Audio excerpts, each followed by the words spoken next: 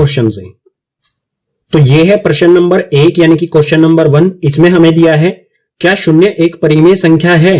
क्या इसे आप p बटा q के रूप में लिख सकते हैं, जहां p और q पूर्णांक हैं और q जो है वो बराबर नहीं होना चाहिए 0 के। तो शून्य होता है 0। 0 क्या परिमेय संख्या है? परिमेय संख्या क्या होती है ये आपको भाग 1 में बता दिया गया था। तो इसका उत्तर हो जाएगा हाँ, शून्य यानी कि 0 जो है वो एक परिमेय संख्या है। अगर परिमेय संख्या है तो इसे p बटा q के रूप में भी हम लिख सकते हैं, और जहां पर हमारा p और q जो है वो पूर्णांक होने चाहिए और q जो है वो 0 के बराबर नहीं होना चाहिए। तो 0 को हम p बटा q के रूप में कैसे लिखेंगे? देखो बिल्कुल आसान है। p हमारा क्या हो जाएगा 0 और q हमारा क्या हो सकता है, कोई भी हमारी प्राकृत संख्या, यानी कि 1 हो सकता है, 2 हो सकता है, 3 हो सकता है, इसी तरह से अनंत तक। अब यहां पर इसे p बटा q के रूप में लिख के देखो। p क्या है हमारा 0, q हमारा 0 नहीं होना चाहिए, 0 के अलावा कोई भी संख्या, प्राकृतिक संख्या कोई भी। तो 0 बटा 1, 0 बटा 1 क्या होता है 0, यानी कि हमारा उत्तर क्या आ रहा 0 ही आ रहा है। तो 0 बटा 1 लिख सकते हैं। इसी तरह से हम 0 बटा 2 लिख सकते हैं, ये भी क्या हो जाएगा 0 ही होगा। 0 को अगर हम 2 से भाग करेंगे तो 0 ही होता है।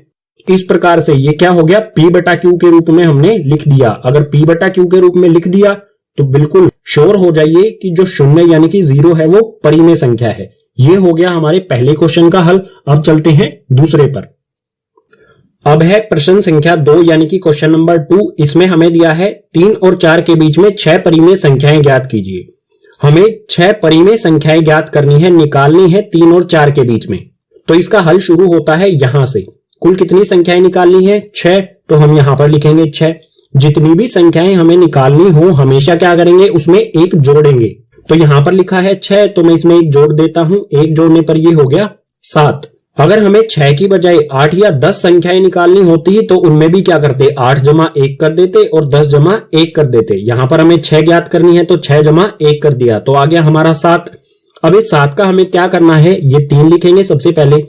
ये 7 जो है इसको गुना कर देंगे इस 3 में, ऊपर भी और नीचे भी। 7 बटे में 7 से 3 को गुना कर देंगे। बिल्कुल इसी तरह से जो 4 है इसको भी हम 7 बटे 7 से गुना कर देंगे। तो यहां पर 3 सते 3 से 7 को गुना करने पर आ जाएगा 21 और बटे में आ जाएगा यहां पर 7 ऐसा का ऐसा। ठीक है, इनको हमने यहां पर गुना किया और ये 7 ऐसा का ऐसा आ गया। इसी तरह से 4 को 7 से गुना करेंगे तो ये हो जाएगा 28 और बटे में 7 ऐसा का ऐसा। तो यहां पर आप देखो ये आ गया 21 बटा 7 और ये आ गया 28 बटा 7। नीचे संख्याएं क्या है, यहां पर भी 7 है और यहां पर भी 7 है।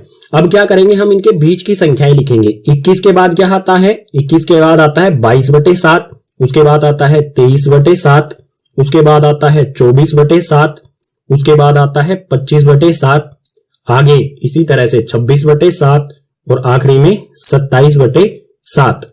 ये संख्याएं कहां से कहां तक लिखी, 21 के बाद और 28 से पहले। तो ये जो हमारी 6 संख्याएं आई हैं यही संख्याएं होंगी 3 और 4 के बीच में 6 परिमेय संख्याएं। ये हो जाएगा हमारा इस क्वेश्चन का आंसर। अब है प्रश्न संख्या 3 यानी कि क्वेश्चन नंबर 3। इसमें हमें दिया है 3 बटा 5 और 4 बटा 5 के बीच 5 परिमेय संख्याएं ज्ञात कीजिए। जो ये 3 बटा 5 है और 4 बटा 5 है इसके बीच में हमें 5 परिमेय संख्याएं निकालनी है। बिल्कुल क्वेश्चन नंबर 2 की तरह ही है। बिल्कुल क्वेश्चन नंबर 2 वाली विधि ही आपको लगानी है। कुल संख्याएं हमें निकालनी है 5, तो यहां से हल शुरू होता है। अगर हमें 5 निकालनी है तो 5 में हम क्या करेंगे, 1 जोड़ देंगे। 5 में 1 जोड़ने पर हो गया 6। अब जो ये 6 आया है इसको 3 बटा 5 और 4 बटा 5 दोनों में ऊपर और नीचे गुना कर देंगे। तो यहां पर लिखता हूं मैं ये 3 बटा 5, इसमें गुना कर देता हूं ऊपर और नीचे 6 से, यानी कि 6 बटा 6 से। बिल्कुल इसी तरह से यहां पर मैं लिखूंगा 4 बटा 5 और गुना में ऊपर और नीचे यहां पर 6 और 6 से। तो यहां पर गुना करने पर आएगा, 3 को 6 से गुना करेंगे तो ये आ जाएगा 18 और 5 को नीचे 6 से गुना करेंगे तो 5 6 हो जाएगा 30। बिल्कुल इसी तरह से 4 को 6 से गुना करेंगे तो ये हो जाएगा 24 और नीचे 5 को 6 से गुना करेंगे तो ये आ जाएगा 30। अब हमारे पास जो संख्याएं आ गई हैं वो हैं 18 बटे 30 और 24 बटे 30। अब इनके बीच की संख्याएं लिखेंगे। यहां पर है 18 बटे 30, इसके बाद आएगा 19 बटे 30, तो वो संख्याएं हम यहां पर लिखना शुरू करेंगे। 18 के बाद आएगा 19 बटे 30, उसके बाद आ जाएगा 20 बटे 30, उसके बाद आ जाएगा 21 बटे में 30, इसके बाद आ जाएगा 22 बटे में 30 और लास्ट में आ जाएगा 23 बटे में 30। तो जो ये हमारी संख्या आई है ये क्या हो गई? 5 परिमेय संख्या। आप गिन सकते हैं 1 2 3 4 5। ये हो गया हमारा इस क्वेश्चन का उत्तर। अब है प्रश्न संख्या 4 यानी कि क्वेश्चन नंबर 4। इसमें दिया है नीचे दिए गए कथन सत्य हैं या असत्य, कारण के साथ अपने उत्तर दीजिए। जो भी हमें ये 3 कथन दिए गए हैं ये सत्य यानी कि सच हैं या असत्य यानी कि झूठे हैं, और सत्य हैं तो क्यों हैं और असत्य हैं तो क्यों है, कारण भी बताना है हमें। तो इसमें पहला है प्रत्येक प्राकृत संख्या एक पूर्ण संख्या होती है। तो यहां पर प्राकृत संख्या क्या होती है और पूर्ण संख्या क्या होती है ये मैं भाग 1 में बता चुका हूं, तो भाग 1 जरूर देखें, लिंक डिस्क्रिप्शन बॉक्स में दिया गया है। प्राकृत संख्या जैसा कि मैंने बताया था 1 2 3 4 इस तरह से अनंत तक होती हैं।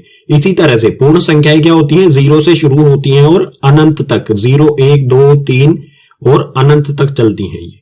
तो यहां पर आप देख सकते हैं 1 2 3 जो है वो इन पूर्ण संख्याओं में भी आ रहा है। तो यहां पर हम कह सकते हैं प्रत्येक प्राकृत संख्या एक पूर्ण संख्या होती है। तो ये कथन जो है ये बिल्कुल क्या होगा? सत्य होगा। सत्य क्यों होगा? क्योंकि सभी प्राकृतिक संख्याएं जो है वो पूर्ण संख्याओं के अंदर भी आ रही हैं। यहां पर आप देख सकते हैं 1 2 3 यहां पर आ रहा है अनंत तक। अब है दूसरा, दूसरे में दिया है प्रत्येक पूर्णांक एक पूर्ण संख्या होती है। तो ये होगा असत्य। असत्य क्यों होगा? क्योंकि पूर्णांक जो है वो क्या होते हैं? माइनस में भी होते हैं यानी कि घटा में भी होते हैं, ऋणात्मक भी होते हैं और धनात्मक भी होते हैं। लेकिन जो पूर्ण संख्याएं हैं वो क्या होती है? सिर्फ धनात्मक। 0 से शुरू होती हैं 1 2 3 4 से अनंत तक। ये कभी भी ऋणात्मक नहीं होती। लेकिन पूर्णांक क्या होते हैं? ऋणात्मक भी होते हैं। तो सभी पूर्णांक जो है वो पूर्ण संख्याएं नहीं हो सकती, इसलिए ये असत्य हो जाएगा। तीसरा है प्रत्येक परिमेय संख्या एक पूर्ण संख्या होती है। तो ये भी होगा असत्य। असत्य क्यों होगा? क्योंकि परिमेय संख्याएं जो होती हैं उसे हम p बटा q के रूप में लिख सकते हैं। जैसे ये हो गया 3 बटा 5, ये एक परिमेय संख्या है। लेकिन क्या ये पूर्ण संख्या है? पूर्ण संख्या क्या होती है? गिनती हमारी 0 से शुरू हो जाए अनंत तक। तो सभी परिमेय संख्याएं जो हैं वो पूर्ण संख्याएं नहीं हो सकती। इसको हम परिमेय संख्या तो कह सकते हैं, लेकिन क्या ये पूर्ण संख्या है? बिल्कुल नहीं, इसलिए ये हो गया असत्य। चौथे प्रश्न के साथ ही हमारा भाग 2 यानी कि एक्सरसाइज 1.1 हो जाती है कंप्लीट।